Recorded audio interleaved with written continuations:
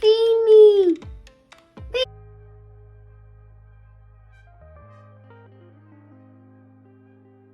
Hey guys, it's FSU Fly Fishing. I got my camera back, woo! And we're going fishing tomorrow, woo! So we'll have a new fishing video coming up here sometime next week, okay? So I'm going to do a fly time video for y'all right here, but I want to go ahead and discuss some things.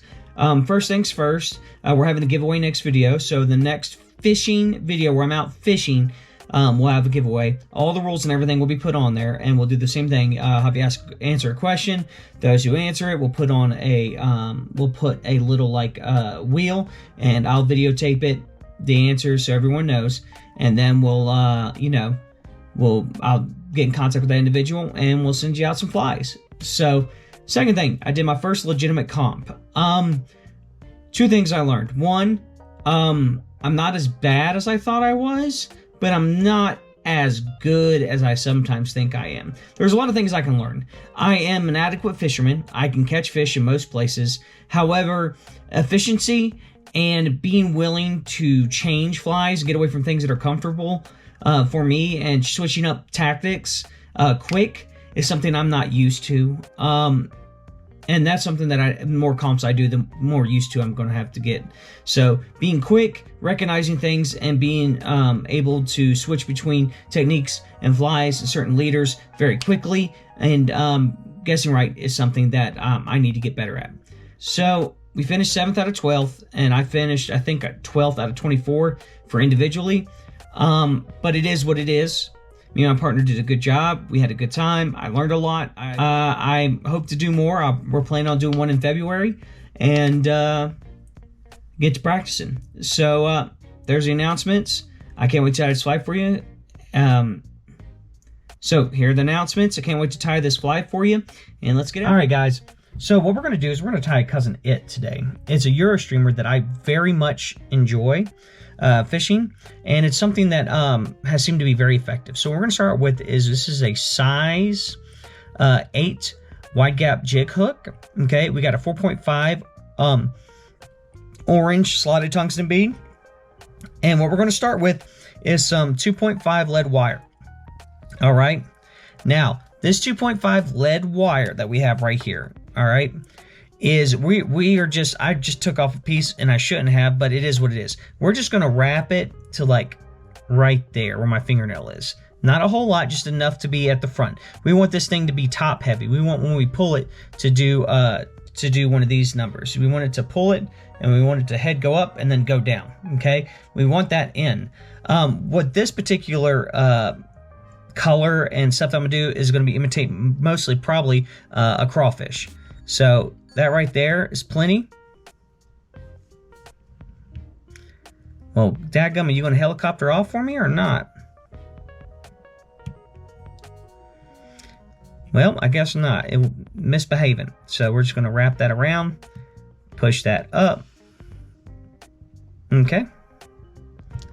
So I'm going to do one more little wrap right here, and then we're going to helicopter this. Okay, so right there, that's what we're starting with. I got some 6/0 uni thread that I'm going to use, that apparently is all sorts of tangled up in my bobbin. And we're just going to lay down a thread base and have this secured right here. All right, once we got this thread base down, we're going to get some zonker strips. All right, this is a barred rabbit zonker crawfish color. So the tail on this thing is going to be a decent size. It's not going to be too big. I really like this for crawfish patterns or anything trying to imitate it. So I'm going to get a good size strip. We're not going to do anything except for cut this right here. Okay, we're going to take this and we're going to put it right here. Okay, I'm going to tie it up right there. All right. So when you tie it on, you want the hook right side up, and you want the leather pointing up, not the fur. All right. Now you can put it, poke it through the hook to be a little bit more put together. Honestly, it does keep together a little bit better. But with how much stuff I'm going to be putting on this right here, it's going to be kind of hard for it to get, you know, loose. Now, when I'm done with this right here, I like to do something. I got a black, do I have a black marker? Yes, I do. I got a black marker. With the Zonker Strip, I'm going to put this at a triangle at the top. It seems to help it like swim a little bit more motion.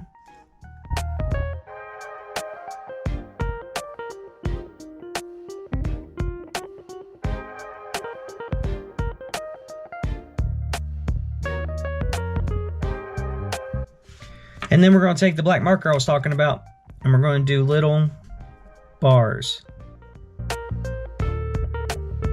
Now, is there technically anything with this that, you know, it does? No, I just like to do it. It's just it's a personal preference. It works really well whenever you're doing something like for a sculpin.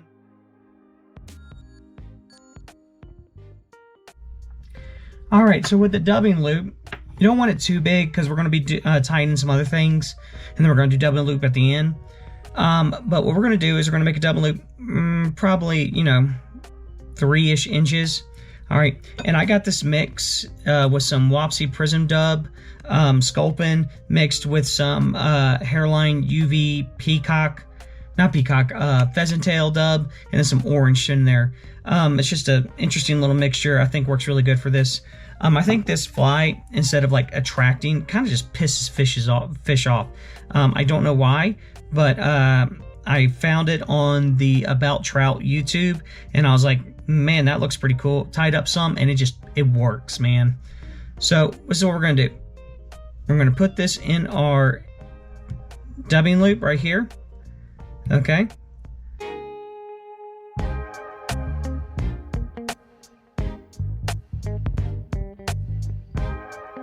And then we're going to take our brush.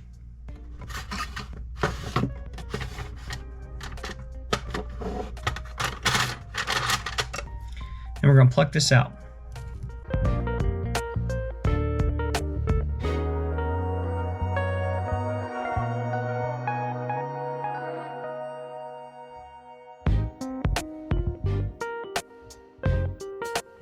So, it's plucked out. I actually save whatever I get my brush and I put it in here. So it's plucked out, and now I take a little, where's these? Little clip right here, little tweezers. You don't have to if you don't want to. I like to just because, you know, I don't know, it's a thing of mine. It does help with the turning. Okay, you want to make sure that you cover the connection of that, and then you just come across, okay? And you want this thing to be bushy. You want to have a lot of body, okay? Okay, and you want a little, well, there's not really going to be space. I mean, you don't want it to be all the way up to the bead, which I think this one's pretty close to it, but you do want it to give some space. So now I have it right here. I'm going to tie this down, and it has a little bit of space right there. If I did it again, I'd probably do a little bit less dubbing, but you know, we can work with this. Okay.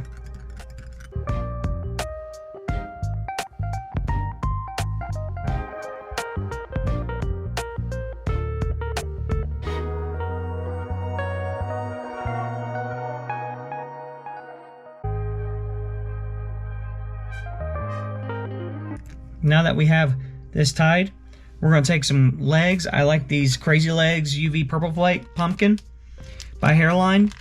For this, you can do either, I think it's 2 or 3 sets of legs.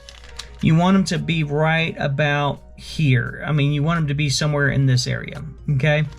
So I'm going to get some legs, and we're going to do 3 on this side, 3 on that side. What I usually do is I take 3 legs from these right here, and then I cut them in half, and then I tie them in. Okay. Here are the 3 on this side right here. And then we get the 3 on this side. Now, do you have to get them perfect? No. You can always trim them up, but you want to get them relatively close when you tie them in. So you got them tied in, 3 on each side. I'll probably shorten them up just a little bit.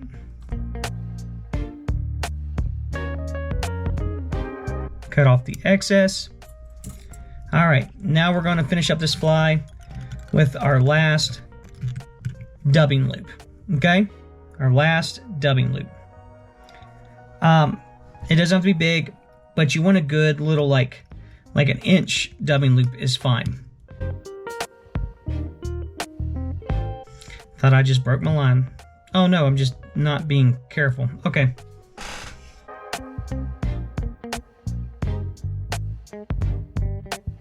Okay, put it in your cradle.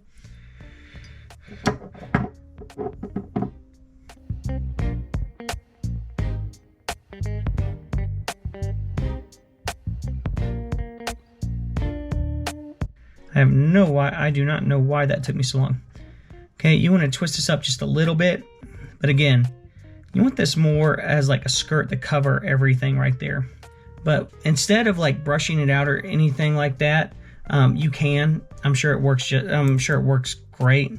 I like to just take my fingers and just set it across like this. Okay, like that, and you kind of want to make a skirt covering all of the thread and legs and whatnot. So now what I do is I usually take this off, get this thread,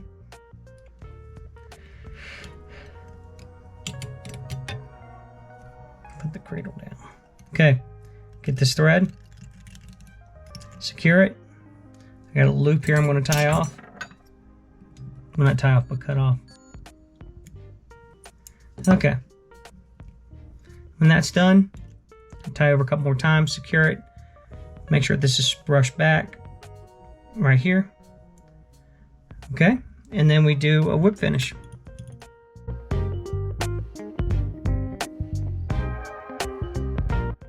All right, and we are set. That's a cousin it.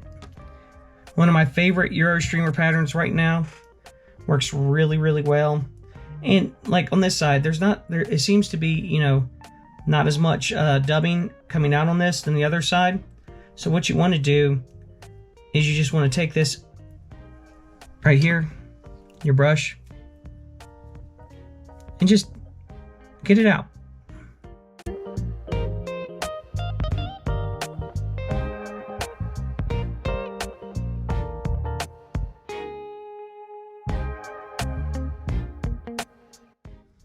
After a little brushing, there we go.